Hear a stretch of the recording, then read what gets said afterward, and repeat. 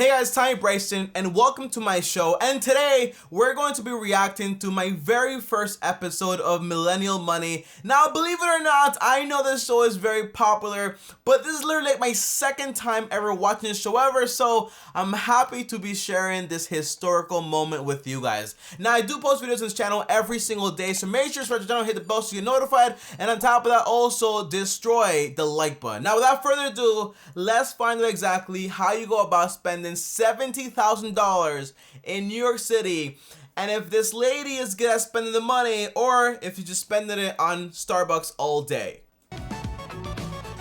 Money to me doesn't have to be this 50-50 thing. I think it should be about like equity, not equality. There's a distinct difference.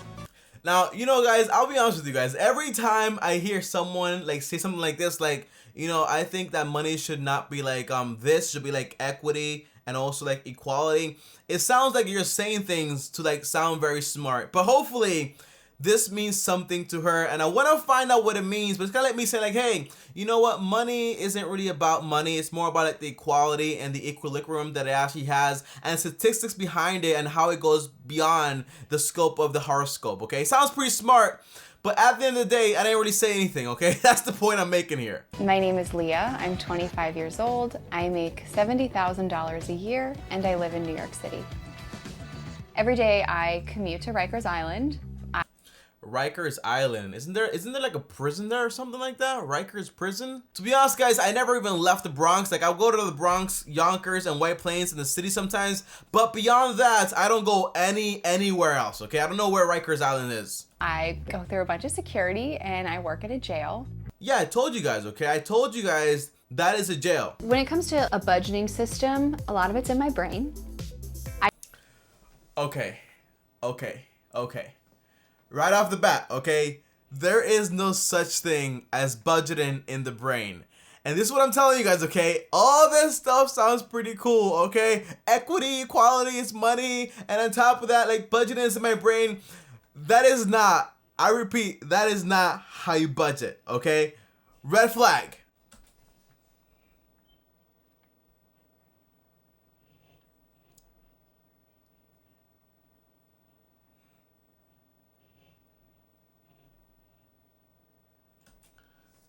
So far, guys, okay, rent is $880, and in the city, if she wants to live in the city, that's not really that bad. She saves around $1,020. Food like $215, not really like anything crazy. Student loan $60. That probably means she's not really paying down any capital. On top of that, like miscellaneous stuff like $95. Like, what do you spend the money on, you know? Transportation to her job, I get that. You can't really avoid that. And she spends a total of around $2,660. I wonder what her income is like after tax. In my finances. Okay, so there you go. Her income is $3,834, and then she spends $2,660, which basically means after I do all the calculations in my head, and I definitely do not ever use a calculator, okay? Because, you know, I can't use a calculator. That wouldn't be like me at all. So basically, after doing some calculations in my head, of course, I basically got 1,174 divided by her income of 3,834. That's basically like around, she saves like 1/3 of all her money, which is not really that bad.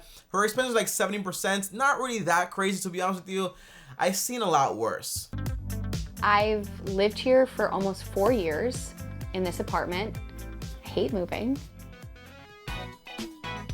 I have about $115,000. Okay, right off the bat, guys, okay, there is something wrong here that I don't understand, okay? There is no way that she's paying $60 towards student loan debt and she has $115,000 in student loan debt, okay? That's impossible. In student loan debt. That's kind of like one of those like dysfunctional laughs, like, you know.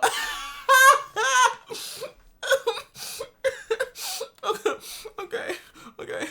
I don't think about them. I don't worry about them anymore. Lean pays $60 a month towards her loans. Obviously, she does not worry about them whatsoever, because it's not really doing anything whatsoever to actually basically, you know, like actually pay some of it down, okay? By the way, if you owe $115 and you get paid like what is it, like $75,000. By the way, just so you guys know here, okay, if she is making $70,000, it puts her in the 22% tax bracket right here, which basically means she only really gets to keep around, let's say for example, let's say 22%. Well, they take around $15,000, so basically she gets to keep around $54,600 divided by 12. Well, she only makes around $4,550, but then again, I don't understand why Millennial Money is saying that she only really makes like $3,500. There's something wrong here in this equation. I don't know. I'm on the Public Service Loan Forgiveness Plan. I qualify, I submit my application. I just recertified, it was approved.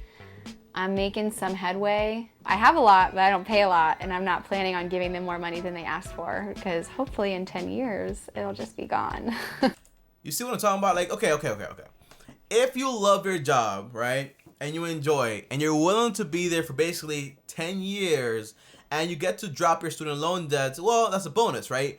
But I don't know, okay? I don't know if she loves working in a prison and going to have to travel there every single day in the morning.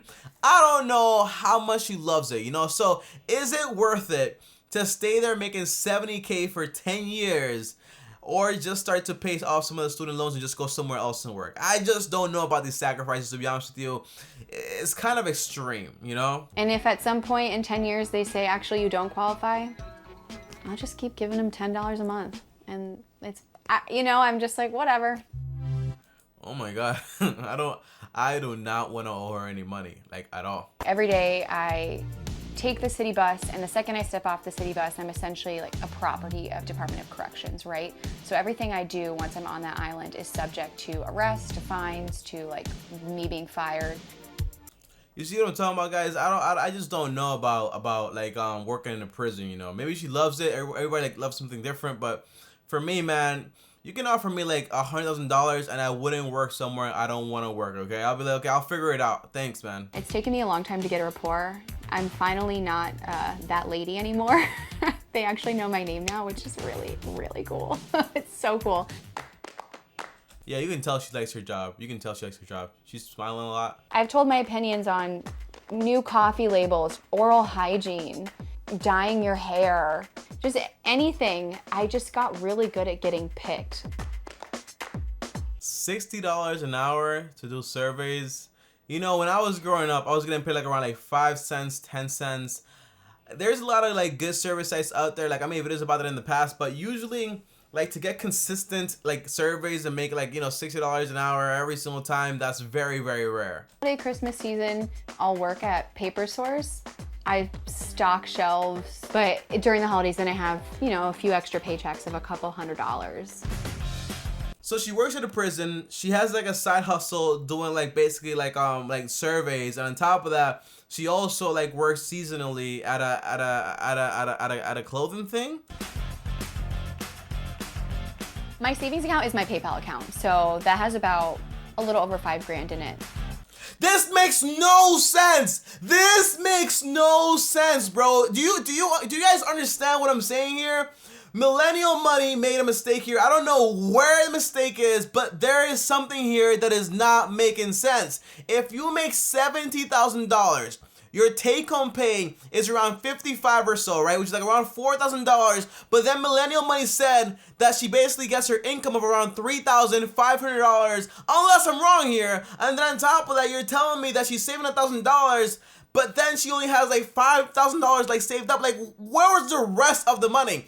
And this is the problem with having a budget in your head. It makes no sense. There's money here that has disappeared like from the face of the earth, right? I just don't understand this. I don't understand this, bro. Her savings come primarily from her side hustle. Bro, do you guys know how many surveys it would take to make $1,000? It would take a lot of surveys, okay? And you're telling me in the report that she saves $1,020, okay? How is this possible? Like, what does she do with the rest of the money? I'm not mad at what she does with her money. I'm mad about this video because it doesn't make any sense. There is something wrong with these numbers, and it's like aching me, bro. I can't breathe right now.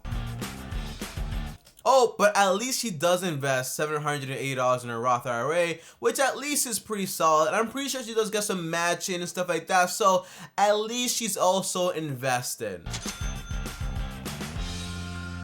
And she has $10,000 in that account. But guys, okay, I just want to be 100% transparent with you guys, okay? You guys know I'm 23 years old, okay? Everybody knows this at this point. She's 25 years old, okay? I'm not talking about who makes more money, blah, blah, blah. Nobody cares about that, all right? I'm talking about a simple fact, okay? If she, oh, wait, she did graduate with a master's degree, okay? So she might have just gotten this job, like, basically, like, maybe, like, 2 years or 3 years ago. But even if she got the job, like, 2 years ago, and she's been saving up $1,000 every single month, okay? 2 years times $1,000 is equals to $24,000. There's money missing here. Or 1 year is equal to $12,000 also. There is money missing here. I don't know where the money is going at, but I can tell that she's drinking some Starbucks right there, so maybe the money went to Starbucks. $240 go into that every month. That's preset, and that's based off of the bracket that you're in. So maybe what Millennial Money did was they subtracted the money she puts into her Roth IRA from her income, and maybe that's how they got like $3,500, but there's still money missing, bro. When it comes to budgeting for food and groceries, this is something I could be better at. I've also reached a point in my life where I'm willing to pay more for better ingredients because I love to cook. It brings me so much joy. I respect that, you know? Healthy food, organic food, that is awesome. But do not tell me you have a budget in your head about food, because you said $200 last time in the little budget sheet, but I'm predicting that you're spending over $1,000 a month, okay? I wouldn't be surprised. I would not be surprised if you're spending at least realistically over $500 a month, okay? Because there's a lot of money missing here. I am a runner. I'm attempting to qualify for the New York City Marathon, not based on time. Don't get that confused. Just based on running a certain number of qualifying races. On average, she spends $25 per month on races. Again, you know, it's like a passion. You know, she likes running. It's a hobby. I spend $60 on Amazon. No one is judging me, okay? We all have problems. Just, like, get over it. Tommy, what do you buy?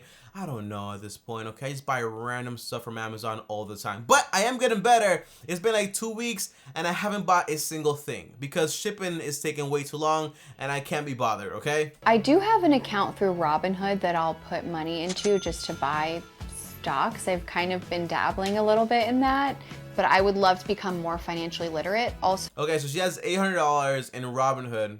And I respect investing, you know, but investing is not like a daddling thing. You have to like study how to analyze a company first and then get into investing. Tommy, but you're being so tough on her. The answer is, if people weren't tough on me, I wouldn't be who I am today. So, Lynn, I appreciate you investing. I appreciate that a lot. But make sure you read these 2 books right here. The Intelligent Investor by Benjamin Graham. And on top of that, The Little Book About Investing by John C. Bogle. And I have a link down below for Audible. And when you sign up, you get those 2 free books if you want to. So there you go. You can save more money also. I think my view on money it's not negative, but it's not positive. It's just like a thing you need to survive. But also don't let money be the reason why you can't engage in certain things.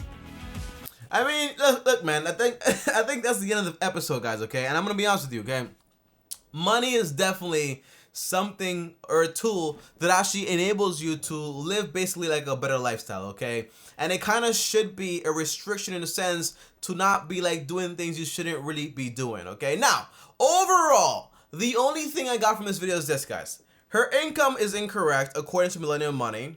Her expenses are a lot more higher than she lets on, unless you started working like yesterday, okay? That's the only way this works. And on top of that, she seems to have a view of money as if like money is like not really like such a good thing. And it's all about like, it doesn't really matter. I have like student loan debt, but it doesn't really matter. I'm gonna work it for 10 years. It doesn't really matter. And I just can't, I don't, that's just not me. However, I do respect it. And my only thing is this, you know, if you're saving up $1,000, you're investing here and there, just keep doing it step by step and step by step. And eventually, your money will create income for yourself. But I do not believe in having like an imaginary budget because obviously it is not working, okay? But guys, comment down below and let me know exactly what do you think. And lastly, before I leave here, okay, budgeting is important. Investing is important. tracking your expenses and also your income is very important. And you know, money is not a restriction. Budgeting is not a restriction, because at the end of the day, you create your own budget with your own rules, and this way you can set it as lenient or as restrictive as you actually want it, okay?